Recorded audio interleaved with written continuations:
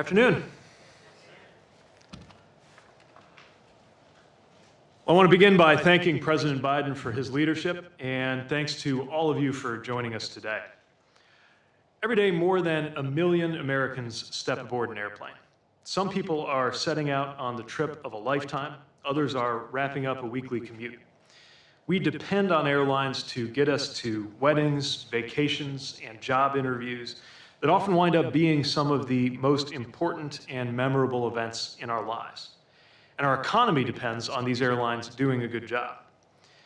When you board a flight, whether you are up before dawn, coffee in hand, ready to go to a conference, or up past everyone's bedtime, wrangling toddlers like Chasten and I were the other night, you count on that airline to provide the service that you paid for. We're here today to share the latest steps that we are taking to ensure that airlines do just that. It's important to note here that just over 2 years ago, when President Biden took office in the depths of the pandemic, the biggest concern around our nation's airlines was whether they would stay in business at all.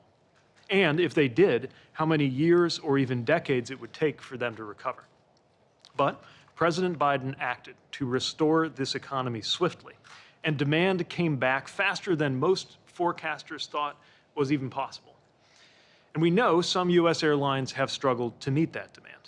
Now, weather remains the top cause of airline delays, but staffing and other issues under airlines' responsibilities meant that last summer we saw unacceptable rates of delays and cancellations even on blue sky days. And when extreme weather events collided with airlines that were unprepared, the problems multiplied, as more than 2 million Americans experienced with the failures at Southwest Airlines over the last Christmas holiday. The good news is we are seeing real improvements. Each month so far this year, preliminary data show cancellation rates under 2%, even during that busy spring break season. But summer travel is going to put enormous pressure on the system, and we need to continue our work. We are always prepared to work collaboratively with airlines when there are steps that we can take as a department that would help. In New York, we've taken steps that would allow airlines to use larger planes with more seats at lower frequencies, which means that they can move more passengers overall, but with less congestion. In Florida, where the closure of airspace to accommodate commercial space launches now actually happens often enough to noticeably affect airline schedules, we are engaging the space sector to keep more launch windows clear of peak flight periods. And across the country, we're hiring more air traffic controllers to keep up with growing demand. In fact, the latest application window is closing today, so I'm encouraging anyone who's interested to consider applying. And FAA recently used new technology to clear over 100 new, more efficient flight routes that will save time and money. The FAA and Department of Transportation are doing our part, but airlines need to accept their fundamental responsibility to better serve passengers. When they don't, we are here to enforce passenger rights and hold airlines accountable. In just over 2 years, this administration has delivered some of the most significant gains in airline passenger protections in decades. We have stepped up enforcement, rules, and transparency. We've empowered passengers with better information. We've helped get $1 billion in refunds and counting back to passengers. And we have secured enforceable commitments around customer service that didn't exist just a year ago. And another major step is coming, as you'll hear in just a moment from the President. All of this is possible because President Biden is leading an administration relentlessly focused on making everyday life better for Americans. Just as the Biden-Harris administration is delivering historic investments to improve physical infrastructure, everywhere from airport terminals to crosswalks, we're also acting to ensure Americans have a better experience with our transportation systems, wherever they go and however they get there. It is an honor to serve in an administration that always puts consumers and workers first. And now it is my great honor to introduce the President of the United States, President Joe Biden.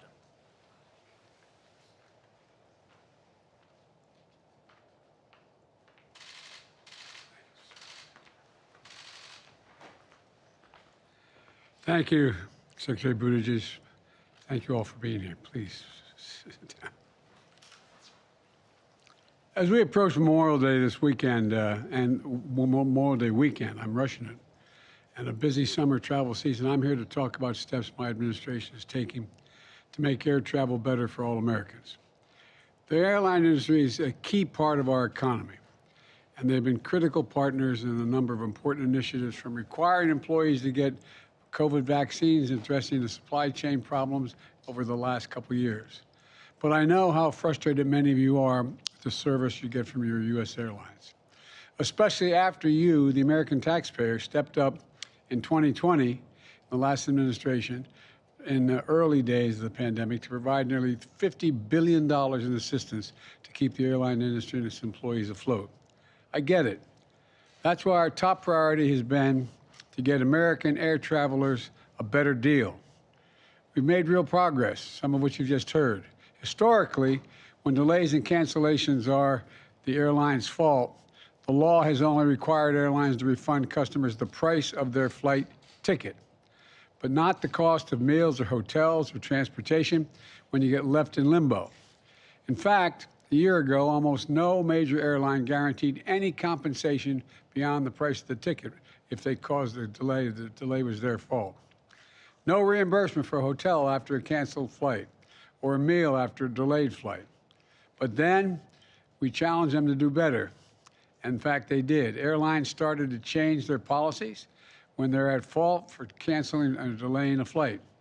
Now, 9 major airlines cover hotels, 10 cover meals, 10 rebook for free. And that's a real savings for middle-class and working-class families.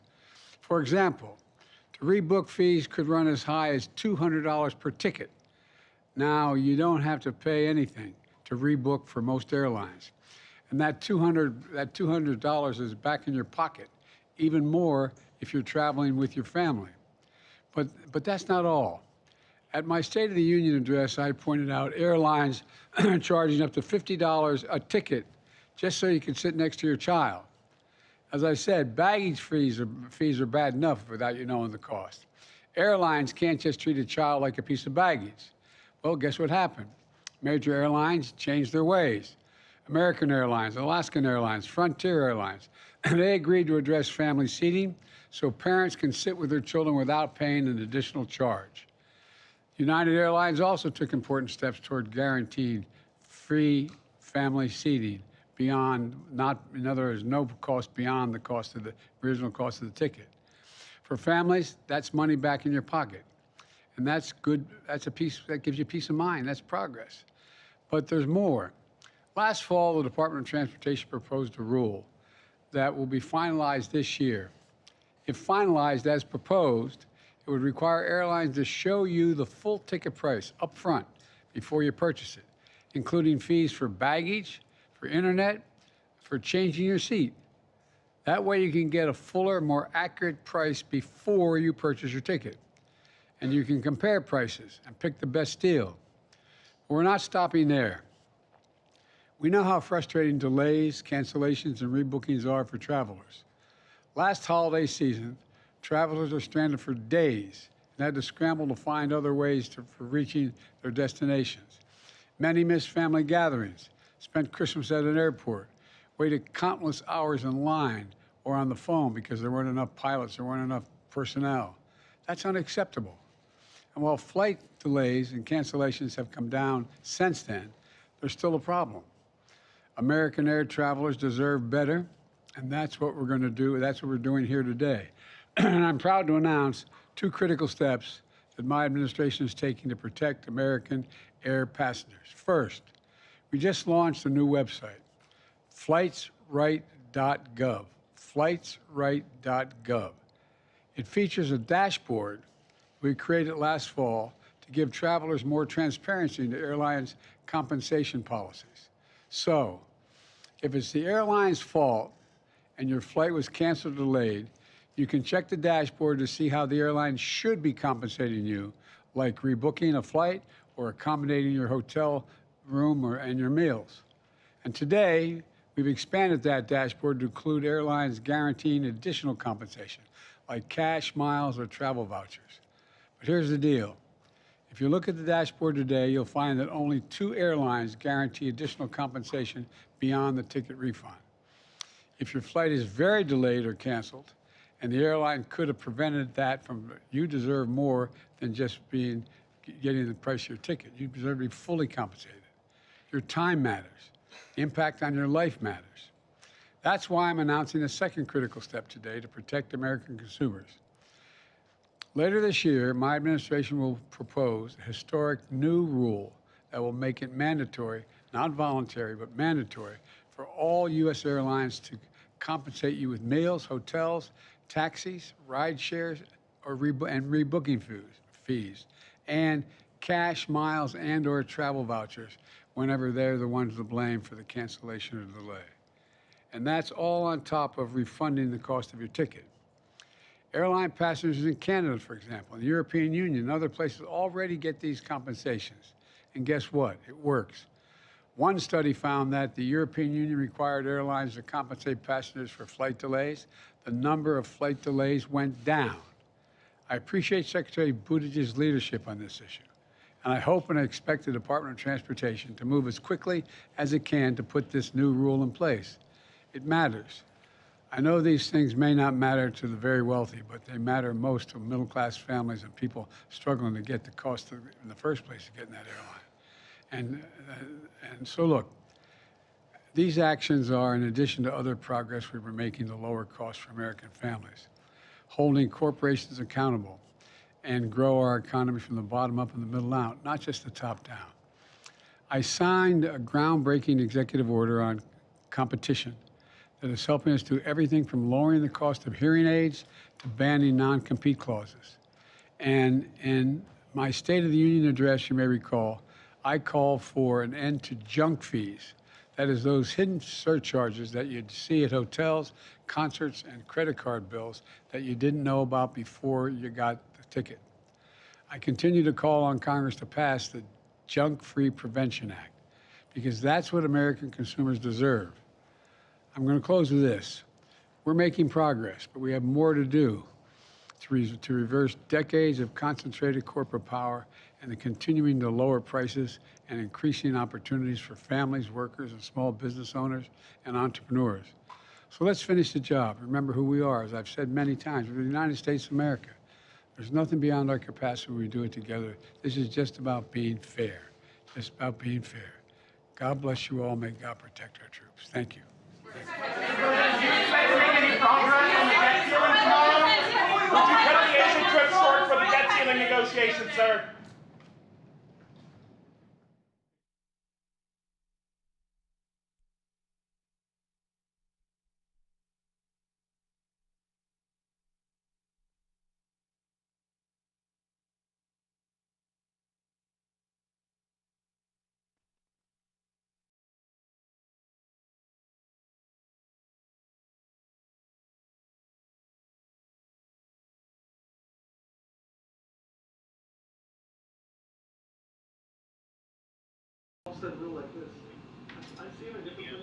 Hey Stuart, this is Adolfo. How you doing, buddy? Sorry.